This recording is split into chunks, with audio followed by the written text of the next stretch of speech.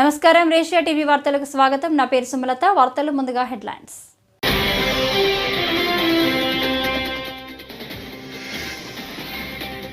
America 47వ అధ్యక్షుడిగా Donald Trump బాధ్యతలు.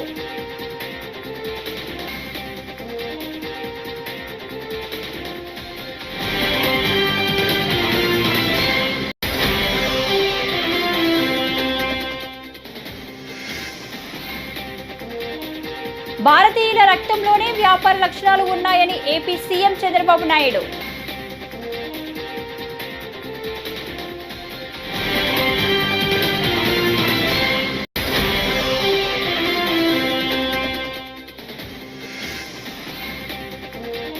కొందరు దొంగ పత్రాలతో పేదల భూములను లాక్కుంటున్నారు.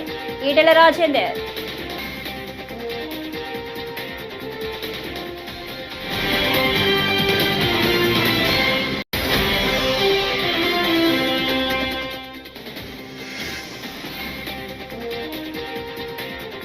కూటమి ప్రభుత్వంపై మాజీ మంత్రి బొత్స సత్యనారాయణ కీలక వ్యాఖ్యలు.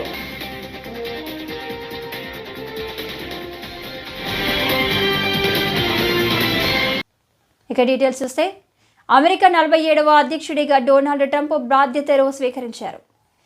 యుఎస్ క్యాపిటల్లో నిన్న రాత్రి ఈ కార్యక్రమం అట్టహాసంగా జరిగింది. Supreme court chief justice John Roberts ట్రంప్తో ప్రమాణ స్వీకారం చేయించారు. ఈ ప్రమాణ స్వీకారోత్సవ కార్యక్రమంలో స్టేజ్పై ట్రంప్ తన సతీమణి అమెరికా ఫస్ట్ లేడీ మెలానియా ట్రంప్తో కలిసి డ్యాన్స్ చేశారు. ట్రంప్ తన చేత్తో కత్తి పట్టుకొని డ్యాన్స్ చేసి అలరించారు.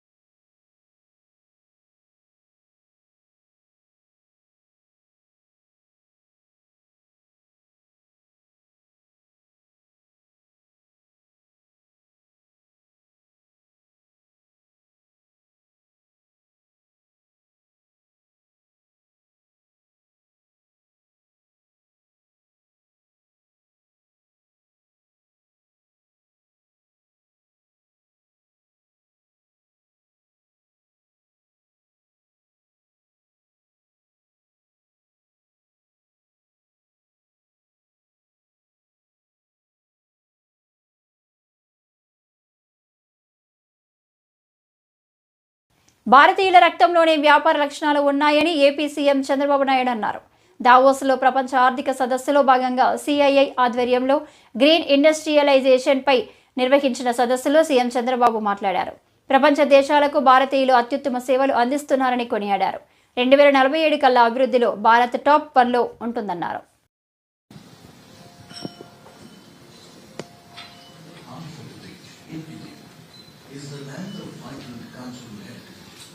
Blessed with abundant natural resources and thriving industries, it holds immense potential to drive India's economic growth of the future. Guided by the vision of Honorable Chief Minister of Andhra Pradesh, Mr. N. Chandrababu Naidu, the Federation of Indian Industry, in partnership with the state government, has formed a task force on economic development for Swarna Andhra Pradesh at 2047. Chaired by the Honorable Chief Minister and co-chaired by Mr. N. Chandrasekhar, Executive Chairman of Tata Sons, the task force is crafting a blueprint to accelerate the state's economic growth. Amaravati will make hub for all this knowledge economy, public policy creation, everything. We are having 2-3 advantages. One is information technology with the backbone for knowledge economy. Second one, demographic dividend. Third one, youngsters, because youngsters are the most. As part of this initiative, CII, in partnership with the Andhra Pradesh government, is establishing the CII Center for Global Leadership on Competitiveness, or GLC, in Amaravati, the state's capital. The center's vision is to develop globally competent leaders, driving innovation, sustainability, and excellence across industries. Its mission is to transform India's leadership landscape through education, skill development, advisory services, and strategic global partnerships by transformative training programs, building on cutting-edge topics, global and industry collaborations. Key focus areas of the center include advisory services, global best practices. CII and the Government of Andhra Pradesh invite international institutions and organizations to engage, participate, and collaborate with the Center for Global Leadership on competitiveness in shaping future leaders to drive global innovation and excellence.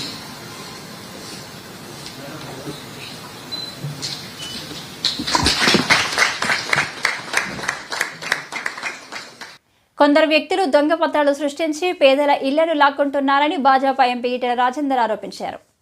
Medchal జిల్లా పోచారం మున్సిపాలిటీలోని ఏకశిలా నగర్లో మంగళవారం ఈటెల పర్యటించారు. బాధితుల ఫిర్యాదుతో స్థిరాస్తి దళారుపై ఈటెల ఆగ్రహం వ్యక్తం చేశారు. ఈ క్రమంలో ఆయనపై చేయి చేసుకున్నారు. ఇంటి స్థలాల యజమానులను ఇబ్బంది పెడుతున్నారని ఎంపీ మండిపడ్డారు. కొందరు అధికారులు బ్రోకర్లకు కమ్ము కాస్తున్నారని ఆరోపించారు.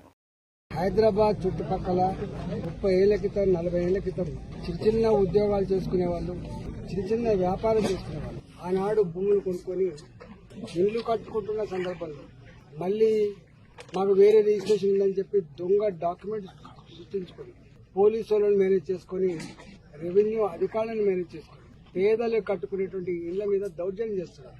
మొన్న ఆరుంధతి నగర్లో, బాలాజీ నగర్, జవహర్ నగర్లో ఇట్లే చేస్తే మేము పోయి వచ్చినాం.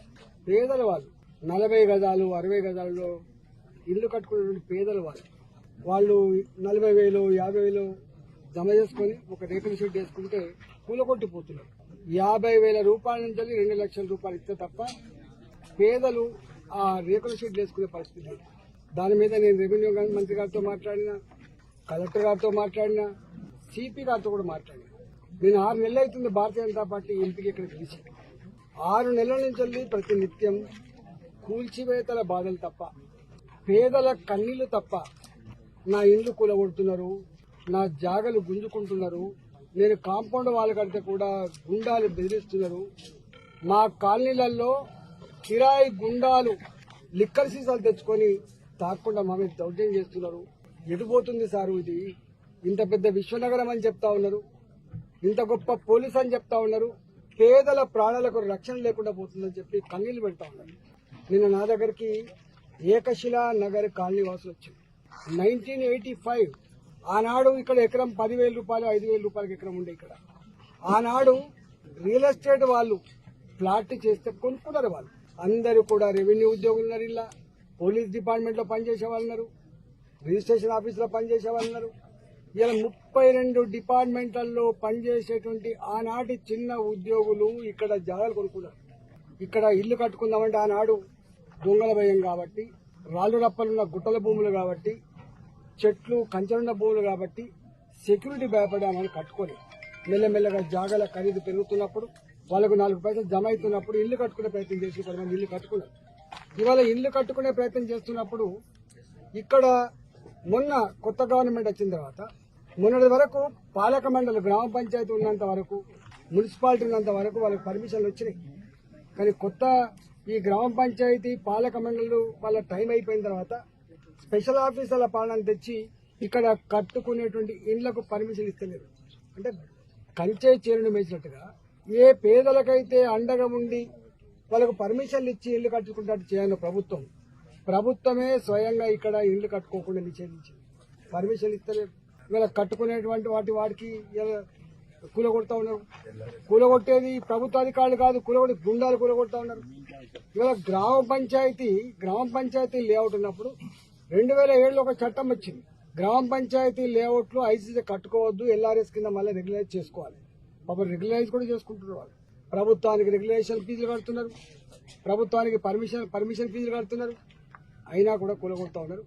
ఇవాళ నేను వచ్చి ఇక్కడికి కూటమి ప్రభుత్వంపై మాజీ మంత్రి బొత్స సత్యనారాయణ కీలక వ్యాఖ్యలు చేశారు.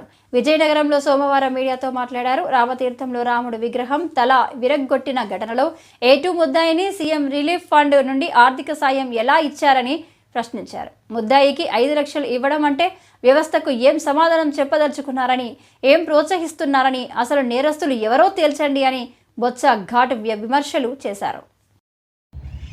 మీ పార్టీ తెచ్చుకోండి, 5 కాకపోతే 50 లక్షలు ఇచ్చుకోండి, అభ్యంతరులు ఎవరికి ఇచ్చుకునేస్తారు, అది పార్టీ, అది సొంతం.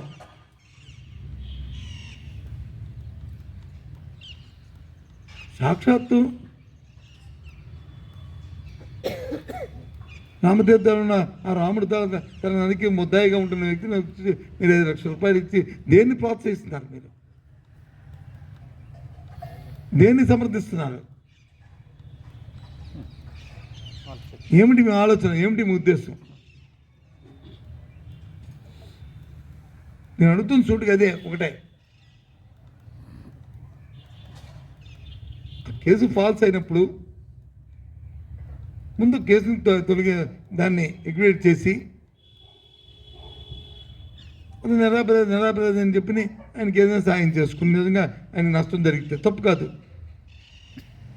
ఆ నేపథ్యంలో ఎవరైతే ఆ కేసు నుంచి పెట్టారో వాళ్ళ మీద మీరు ఆలోచించి చర్యలు తీసుకోండి. ఆ రోజు ఉన్న అధికారులు 1 to 10 ఎవరైతే ఉన్నారో వాళ్ళందరూ, ఎవరైతే నిజమైన ఆ రోజు మా ప్రభుత్వం వచ్చి అసమర్థ ప్రభుత్వం ఆయన అనుకుని మీరు అనుకుంటే, మీరు సమర్థవంతులైతే మరి 7 నెలలు బట్టి మరి దర్యాప్తు జరిగి ఎందుకు మరి సరైన వ్యక్తుల్ని మీరు ఎందుకు పట్టుకోలేకపోతున్నారు? పట్టుకోండి, పట్టుకోవాలి, మీద చర్యలు తీసుకోండి.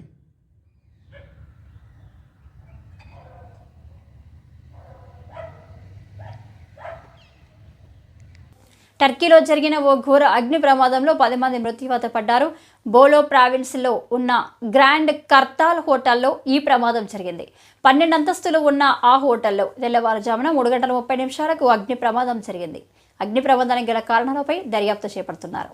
హోటల్లో మంటల నుంచి తప్పించుకునే క్రమంలో దూకిన 2 బాధితులు కూడా మృతి చెందారు. అలాగే 32 మందికి గాయాలయ్యాయి.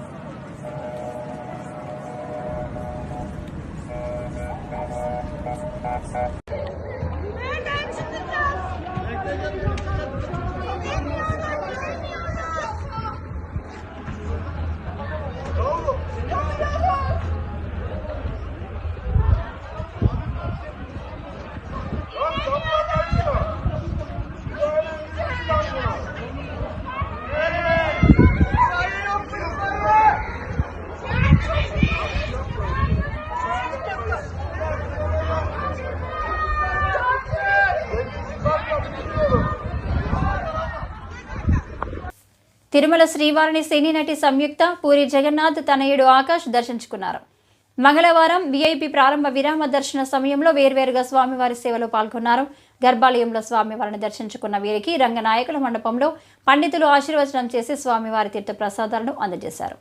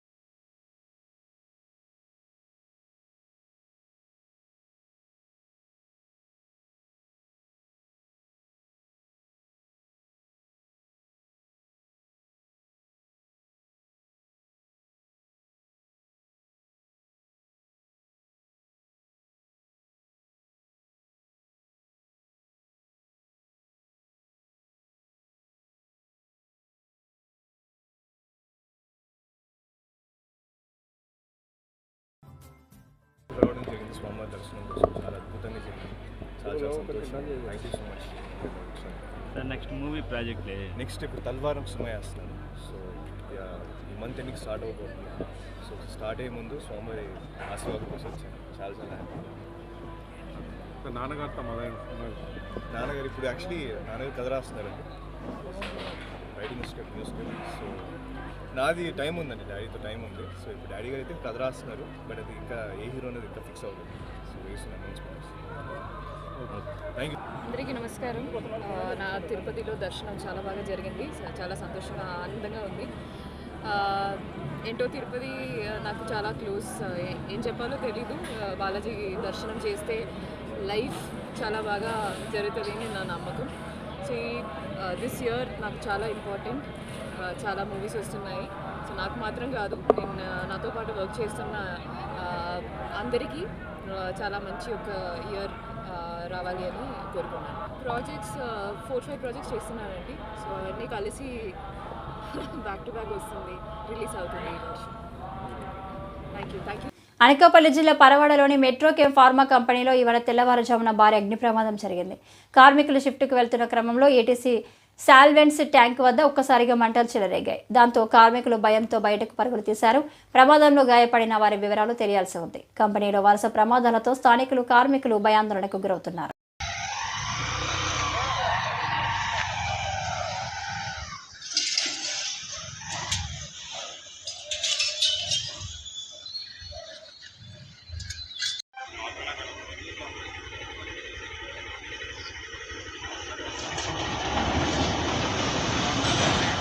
రండి వెళ్ళిపోదాం.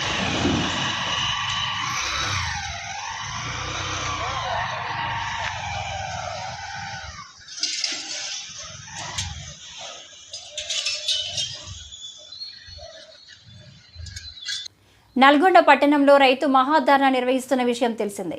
ఈ కార్యక్రమానికి బీఆర్ఎస్ వర్కింగ్ ప్రెసిడెంట్ కేటీఆర్ హాజరు కానున్నారు. ఈ నేపథ్యంలో నల్గొండ బీఆర్ఎస్ మాజీ ఎమ్మెల్యే కంచర్ల భూపాల్ రెడ్డిపై కాంగ్రెస్ మంత్రి కోమటిరెడ్డి వెంకటరెడ్డి అనుచరులు దాడికి పాల్పడ్డారు. అయితే క్రమంలో భూపాల్ రెడ్డి సొమ్మసిల్లి పడిపోయారు. ఘటనకు సంబంధించి పూర్తి వివరాలు తెలియాల్సి ఉంది.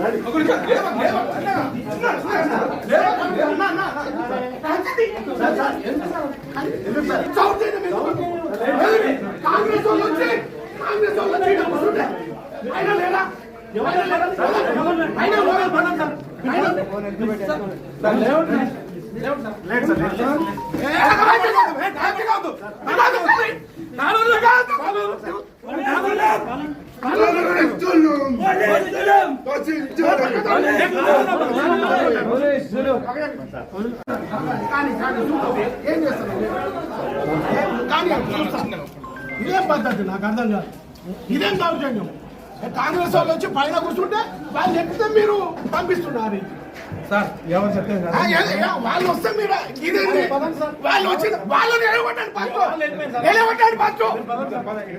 వాళ్ళకి ఏం పని ఉంది? తీసుకోమ్మా.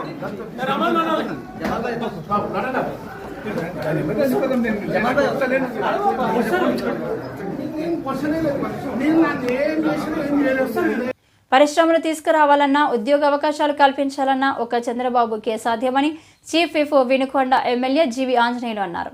వినుకొండ పట్టణంలోని టీడీపీ కార్యాలయంలో మంగళవారం ఏర్పాటు చేసిన విలేకరుల సమావేశంలో ఆయన మాట్లాడుతూ 7 నెలల్లో 4 లక్షల కోట్ల పెట్టుబడులు తీసుకువచ్చిన కూటమి ప్రభుత్వానికి ప్రజలు జేజేలు పలుకుతున్నారని, వికసిత ఆంధ్రప్రదేశ్కు మార్గం సుగమం అయ్యిందని తెలిపారు.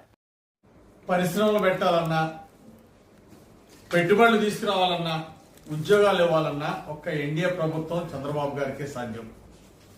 7 నెలల్లో 4 లక్షల కోట్లు పెట్టుబడులు తీసుకొచ్చినటువంటి చంద్రబాబు గారి ప్రభుత్వానికి, ఎన్డీఏ ప్రభుత్వానికి ప్రజలు జేజేలు పలుకుతున్నారు. విదేశీ పర్యటనకి వెళ్ళినటువంటి నారా లోకేష్ గారు గతంలో వెళ్ళినప్పుడు పెట్టుబడులు తెచ్చారు.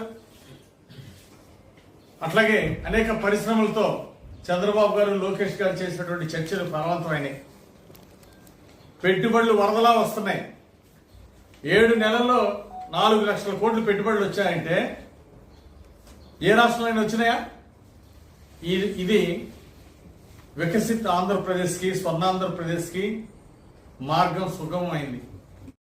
పరిశ్రమలు పెట్టాలన్నా, పెట్టుబడులు తీసుకురావాలన్నా, ఉద్యోగాలు ఇవ్వాలన్నా ఒక్క ఎన్డీఏ ప్రభుత్వం చంద్రబాబు గారికి సాధ్యం. 7 నెలల్లో 4 లక్షల కోట్లు పెట్టుబడులు తీసుకొచ్చినటువంటి చంద్రబాబు గారి ప్రభుత్వానికి, ఎన్డీఏ ప్రభుత్వానికి ప్రజలు జేజేలు పలుకుతున్నారు. విదేశీ పర్యటనకి వెళ్ళినటువంటి నారా లోకేష్ గారు గతంలో వెళ్ళినప్పుడు పెట్టుబడులు తెచ్చారు. అట్లాగే అనేక పరిశ్రమలతో చంద్రబాబు గారు, లోకేష్ గారు చేసినటువంటి చర్చలు ఫలవంతమైనవి. పెట్టుబడులు వరదలా వస్తున్నాయి. 7 నెలల్లో 4 లక్షల కోట్లు పెట్టుబడులు వచ్చాయంటే ఏ రాష్ట్రంలో వచ్చినాయా? ఇది వికసిత్ ఆంధ్రప్రదేశ్కి, స్వర్ణాంధ్రప్రదేశ్కి మార్గం సుగమమైంది. లోకేష్ను డిప్యూటీ సీఎంను చేయాలంటూ టీడీపీ నేతలు కోరుతుంటే పవన్ కళ్యాణ్ను సీఎంగా చూడాలని తమకు ఉందని సోమవారం తిరుపతిలో జనసేన నేత కిరణ్ రాయల్ చేసిన వ్యాఖ్యలు వైరల్గా మారాయి.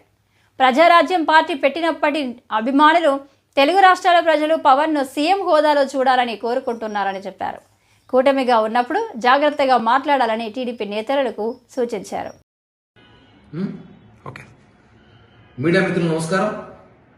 మనం చూస్తుంటాం గత 2-3 రోజులుగా ఆంధ్రప్రదేశ్ రాష్ట్రంలో నారా లోకేష్ గారిని డిప్యూటీ సీఎం చేయలేని టీడీపీ క్యాడర్ అంతా కూడా, టీడీపీ నాయకులందరూ కూడా కొన్ని చోట్ల కూడా కోరుకోవడం శుభపరిణామం, మంచిదే. ఎవరు రాజకీయాల్లో ఉన్నప్పుడు వాళ్ళ నాయకుడిని ఒక హోదాలో చూడాలని కోరుకోవడం తప్పు కాదు. లోకేష్ గారిని డిప్యూటీ సీఎం చూడాలని కోరుకోవడం టీడీపీ వాళ్ళు మంచిదే. అలాగే పవన్ కళ్యాణ్ గారికి ముఖ్యమంత్రిగా చూడాలని మాకు కోరుకుంటుంది కదా.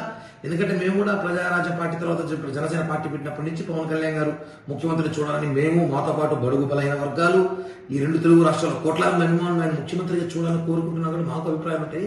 కాబట్టి మనం కూటమిలో ఉన్నప్పుడు మనం మాట్లాడే ప్రతి మాట వైసీపీ వాళ్ళకి అవకాశంగా భావిపోకూడదు.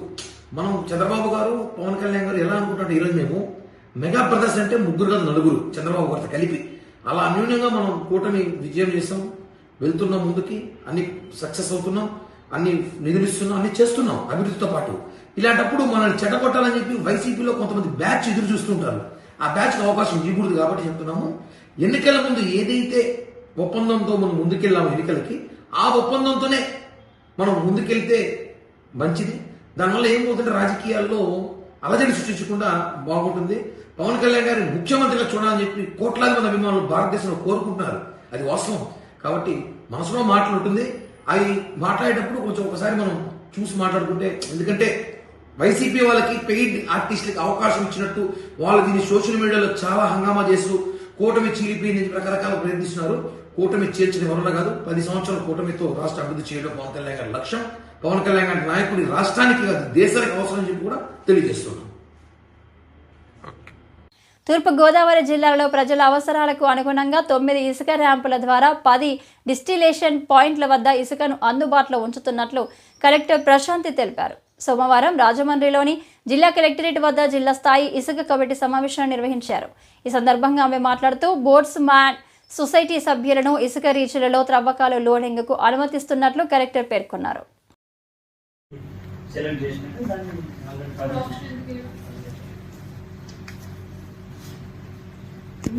ఆఫ్షోర్ ఏరియా అయితే దానికి ఏం సంబంధం ఉంది. We are not talking about offshore. Beyond that ఏంటి చేస్తామండి? నీళ్ళేసి చేరుకోవాల్సి చెప్పేస్తే ఇచ్చేస్తాం. ఫిక్స్ ఎంత క్వాంటిటీ తవ్వాలి, ఎలా తవ్వాలి అనేది ఎలా ఫిక్స్ చేస్తారు. వాళ్ళు ఇచ్చారు. డీసిల్టేషన్ పాయింట్స్ లో కూడా చాలా పట్టాలు అంటున్నారు కదా, 4 పాయింట్స్ ఎన్నో వాళ్ళు రెంట్ తీసుకుంటున్నారు కదా. పట్టాలని ఎలా ఇచ్చేస్తారండి? ఆల్రెడీ వాళ్ళు ఇచ్చిన ప్రొసీడింగ్లో సెలెక్ట్ చేసినట్టు దాన్ని సెలెక్ట్ చేసినట్టు దాన్ని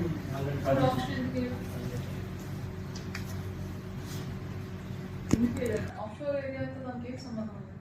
we are not talking about offshore. Beyond that ఏంటి చేస్తామండి?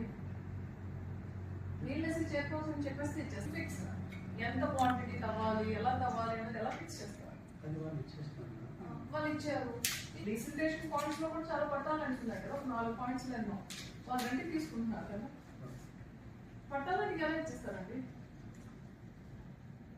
ఆల్రెడీ వాళ్ళు ఇచ్చిన ప్రొసీడింగ్లో సెలెక్ట్ చేసినట్టు దాన్ని ఆల్రెడీ సీఎం చంద్రబాబు నాయుడు కృషితో విశాఖ ఉక్కు పరిశ్రమకు ఆర్థిక భరోసా లభించిందని పాతపట్నం ఎమ్మెల్యే మామిడి గోవిందరావు అన్నారు.